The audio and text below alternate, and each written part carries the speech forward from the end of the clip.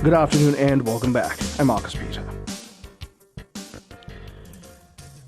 It's no surprise to everyone listening that there has been an epidemic in the modern world right now where young adults are engaging in family estrangement more than ever before. In fact, different studies, depending on where the polls are coming from, are showing that anywhere from as low as 27% to as high as 35% of U.S. adults are going no contact, as they're calling it, estranging themselves from their parents. Now, I am blessed to have friends who have been talking about this issue for decades now, and it's good that the secular culture is finally catching on to it. Joining me to have a conversation about this is one of my friends, Dr. Ray Gaurendi, author of many books, most recently, How to Get Along with Almost Everybody, clinical psychologist, father of 10, host of the popular EWTN program The Doctor Is In, heard weekdays at 1 p.m. Eastern. Ray, it's great to speak with you. How are you? Well, I was thinking, Marcus, maybe I don't want to do this, but I was thinking of cutting off my contact with you. You know, I was just going to say, you've been a bit of a father figure. Maybe I should... Hey! Don't get that father figure stuff there. It's because of my age, you young buck. You know, I will forever laugh at the day I told you, we're not that far apart in age, and then you go, you are such and such age, and I am such and such age. We are that far apart. Yes, we are. People go, oh, Ray, age is just a number. I go, yeah, but it's a big number. So I've heard you, not just in talks, but also on your radio program and your TV program, talk about this reality. And this seems to be a particular generational thing. I'd say the epidemic itself probably really started with the millennial generation, but I'm just speculating. I invite your wisdom here. Maybe also more than generational, Marcus. I've got some information that it is societal. It's us. A woman was a therapist in a country in Africa. She said, this is unheard of over there. I talked to a friend who was a soldier in Saddam Hussein's army, and he said, no, this doesn't happen. So it's us, which leads to the question, what is it that is trickling all through our society? Maybe more than trickle. Maybe it's just kind of a flood of attitudes and spoiledness and over-psychologizing and intolerance that's causing this. I got my theories. I'm going to use the word overly therapized, but I don't mean the seeking of proper therapy for the sake of getting into a place of good mental health. I mean, by definition, the moralistic therapeutic paradigm, this whole the world is here to make me feel good, and as long as I'm feeling good, life is good. How much of that issue is playing into this? I saw a statistic that said about 1/3 of parents whose adult kids have severed contact say there was therapeutic involvement. In other words, the therapist told her to do it. I had a dear friend, good Christian man, 3 adult children. He and his wife had had a very active life with the grandkids. And then one day, they all got together. 2 of them were in therapy. And they said, yeah, for our mental health, I think we better just cut you out of our lives. Now, the good news is some of that has healed. But understandably, my friend is still very wary if all of a sudden they can just decide. The factors I think involved are several, Marcus. First of all, we are over-psychologized. We interpret everything heavily, almost as victim status. Yeah. Something that isn't the way that I would have wanted it is not just now a frustration. It is a mental tragedy. It is a psychological trauma. That's happening. Very big. They look back on their parents and go, I didn't like the way I was raised. My parents were this, my parents were that. That's one. Another one is therapists are applauding a lot of this. They got their hand in it. I always tell people this. If somebody comes into my office and bemoans their marriage or their parenting, I have to keep in mind this is their perspective. I can't just automatically say what they're telling me is the absolute reality. Now, as a therapist, I've got to work with what they tell me. That's true. But I can't just assume that their mother's the witch that they described her as being. And I'll give you a classic example on that. A spouse will come into my office, very, very discontent in his or her marriage. Usually it's the woman who comes in first. Discontent. Describing a marriage, it just sounds, oh my, this spouse that she's living with is, how's she doing it? 3 or 4 sessions later, for whatever the reason, the spouse will come in. They decide they want marriage counseling. Marcus, to say that these two people live in separate houses is a gross understatement. They live on separate planets.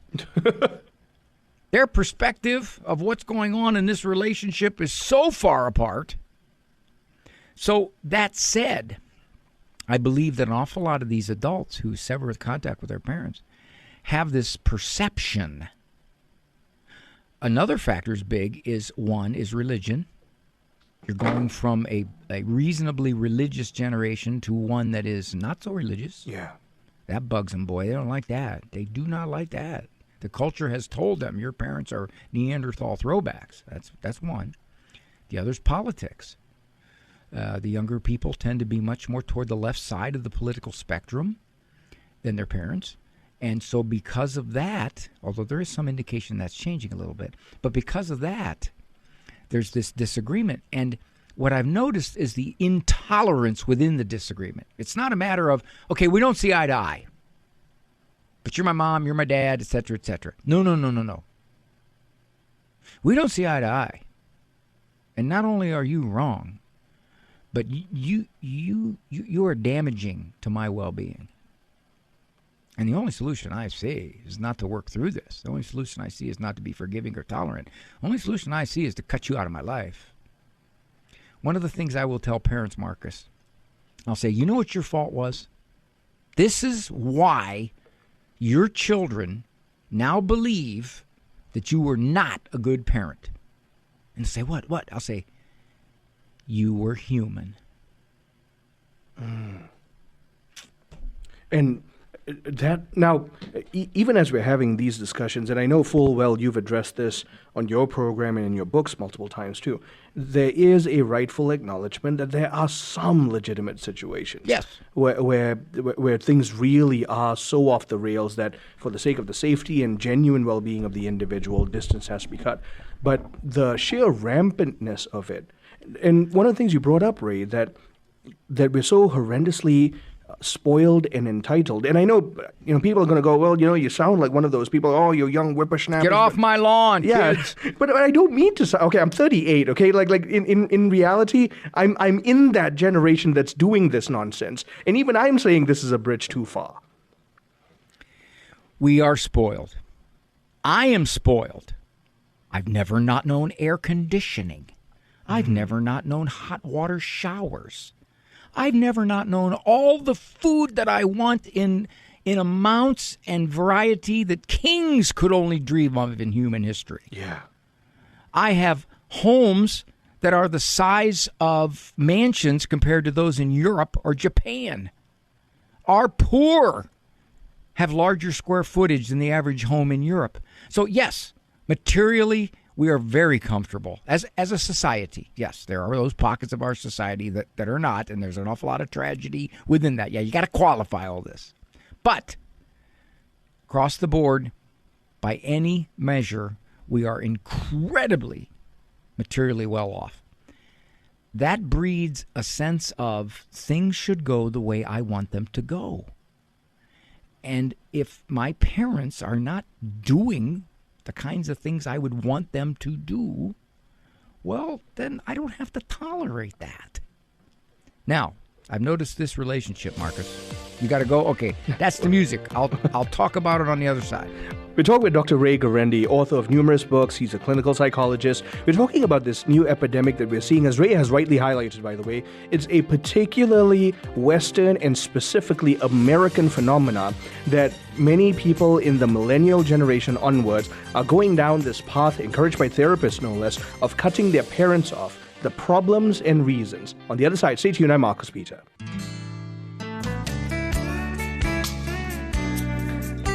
Good afternoon and welcome back. I'm Marcus Pete. I'm talking with Dr. Ray Gaurendi, clinical psychologist, genius at the human nature and the human person, and also quite a funny individual, on and off the stage, no less.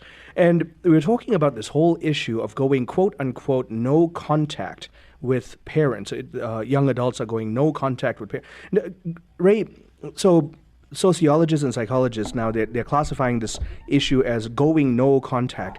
That feels like a softening of what's going on. Don't you feel like even the label we're putting to it softens the reality of the situation? It's beyond no contact. It's hostile. Yeah. It's hostile no contact is what it is. Parents will tell me. Now, I've had people call the show and I've had clients who will say, my parents are so difficult in our adult lives that we've had to put real limits on this relationship. Yes, that exists. Mm-hmm. So your people listening right now, I'm sure, are saying, yeah, Dr. Ray, if you knew my mom or my dad, you wouldn't be talking like this. I understand that. My experience has been, probably sounds like yours too, Marcus, the cutting off more often than comes from the younger generation than the older generation. Mm-hmm. So that's the first thing. The observation I've noticed as a shrink is that those adults who are running their lives poorly are more likely to blame their parents and cut their parents off. You don't get too many adults who are reasonably content in their lives, running it relatively well, who are saying, well, my parents were so toxic, I hate that word, so toxic that I can't be around them. So that's one observation I've experienced as a clinician. Another factor that I've seen repeatedly is that the parents, the older generation, has reached out. They've reached out. They've said, I'm sorry. Mm-hmm. They've tried to text. They've tried to contact, only to get rebuffed. And what I tell a lot of them is this, Marcus. I say, okay, you made your attempts. They're ignoring you, or they're hostile, antagonistically in their responses. Okay, do this. I respect the fact that you no longer want me in your life. That's your decision. I am sorry for whatever I might have done that has pushed it to this point. You have my full contrition. But I also will respect where you're at, and I will no longer contact you unless you choose to contact me. I tell them, quit. Quit. And a lot of them don't take it too well, right? In fact, I think you highlight another crucial component. And I don't mean to be harsh, but I think there's a rightful blame on the parts of the parents, but not in the way modern society is trying to attribute. So it's not that they were being toxic. In my years of preaching and ministry, I've encountered some really abusive, horrendous cases, right? But the common pattern of this, these are parents who are willing to doormat themselves for some of the most atrocious behavior from their children, whether it's morally, whether it's psychologically, whatever it is. They make themselves complete doormats because they're so afraid of losing sweet little Jimmy or sweet little Susie or whatever it is. And in the process, they allow themselves to be on the receiving end of what is ostensibly a false representation of the kind of people they are. And frankly, I wonder if they should have just listened to the philosopher Mick Jagger a lot and just told the kids, you can't always get what you want. We did a segment coming up on the TV show where a woman had been cut off from her daughter.